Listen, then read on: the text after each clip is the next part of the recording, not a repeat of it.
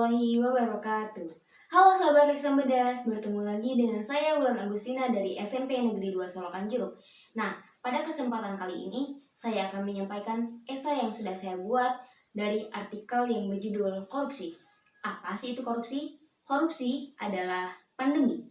Korupsi berasal dari bahasa Latin yaitu corruptus dan corruption, yang artinya bejat, buruk, perkataan menghina, dan menyimpang dari kesucian. Korupsi telah ada sejak peradaban Mesir kuno, Babilonia, Yunani, Cina, serta Romawi. Berdasarkan catatan peninggalan Babilonia, perilaku koruptif mencapai puncaknya sekitar tahun 1200 sebelum Masehi yang melibatkan para pejabat pemerintahan. Oleh sebab itu, ketika Raja Hammurabi memerintah Babilonia, membuat Code of Hammurabi untuk menghukum para pejabat yang korupsi. Kata korupsi memang tidak asing untuk kita.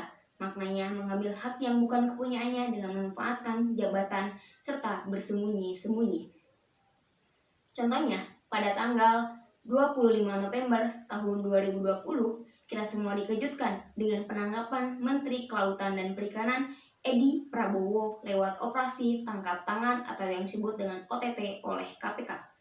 Ironinya, OTT dilakukan sesaat setelah Edi Prabowo, istri, dan rombongan tiba di Bandara Soekarno-Hatta dari Honolulu, Amerika Serikat, yang membeli barang-barang mewah diduga menggunakan uang hasil dari korupsi. Dan pada tanggal 26 Februari yang lalu, KPK kembali melakukan penangkapan terhadap Gubernur Sulawesi Selatan, Nurdin Abdullah, atas dugaan korupsi. Sebelum menjabat Gubernur Sulawesi Selatan, Nurdin Abdullah merupakan Bupati Bantaeng 2 periode tahun 2008 sampai 2018 yang mempunyai prestasi fenomenal. Bahkan, Nurdin Abdullah disejajarkan dengan para kepala daerah yang berhasil memimpin daerahnya, seperti Ridwan Kamil, Wali Kota Bandung, dan Tri Risma Harini, Wali Kota Surabaya.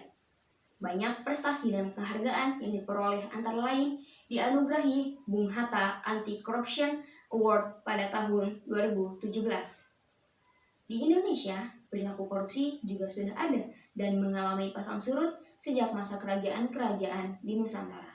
Korupsi berlanjut terus pada masa kolonial Belanda, Orde Lama, Orde Baru, serta era reformasi. Bahkan, Begawan Ekonom Indonesia Profesor Sumitro Joyo Hadikusumo pada awal tahun 1980-an menenggarai 30% dana APBN dikorupsi. Korupsi merupakan perbuatan busuk yang mempunyai daya rusak yang sangat luar biasa, antara lain mempengaruhi perekonomian nasional, meningkatkan kemiskinan dan ketimpangan sosial, merusak mental dan budaya bangsa, mendistorsi hukum, dan mempengaruhi kualitas layanan publik. Semakin tinggi korupsi di suatu negara, pasti negara disebut tidak sejahtera atau tidak maju dan layanan publiknya memprihatinkan. Sebaliknya, negara yang sangat rendah tingkat korupsinya, maka negara tersebut sejahtera atau maju. Kehidupan sosial dan pelayanan publiknya naik baik. Oleh sebab itu, korupsi bukanlah budaya, namun kemungkinan bisa membudaya. Perilaku korupsi bisa saja dianggap perbuatan yang wajar jika masyarakat sudah bersikap permisif terhadap korupsi dan tidak membangun sikap anti korupsi. Oleh sebab itu, pencegahan dan pemberantasan korupsi harus melibatkan seluruh masyarakat Indonesia.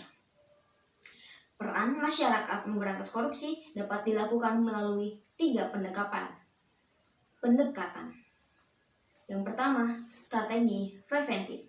Masyarakat berperan aktif mencegah terjadinya perilaku koruptif, misalnya dengan tegas menolak permintaan pungutan liar dan membiasakan melakukan pembayaran sesuai dengan aturan. Yang kedua, strategi detektif. Masyarakat diharapkan aktif melakukan pengawasan sehingga dapat mendeteksi terjadinya perilaku koruptif sedini mungkin. Selanjutnya, yang ketiga adalah strategi advokasi. Masyarakat aktif melaporkan tindakan korupsi kepada institusi penegak hukum dan mengawasi proses penanganan perkara korupsi. Perilaku korupsi tidak selayaknya.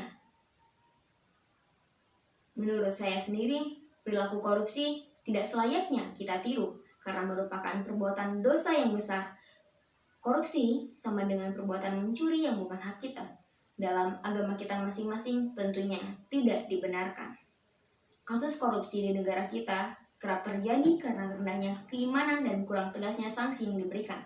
Selain itu, beberapa koruptor kerap mendapatkan fasilitas lapas yang bagus daripada terpidana lainnya. Para koruptor selayaknya tidak mendapatkan perlakuan khusus dari pemerintah. Seharusnya para koruptor mendapatkan hak yang sama seperti narapidana lainnya. Bangsa yang paling bahagia adalah bangsa yang bebas korupsi. Maka katakan tidak pada korupsi. Mungkin sekian saja esai dari saya. Mohon maaf apabila banyak kesalahannya. Wassalamualaikum warahmatullahi wabarakatuh. Salam literasi. Audio Jungle.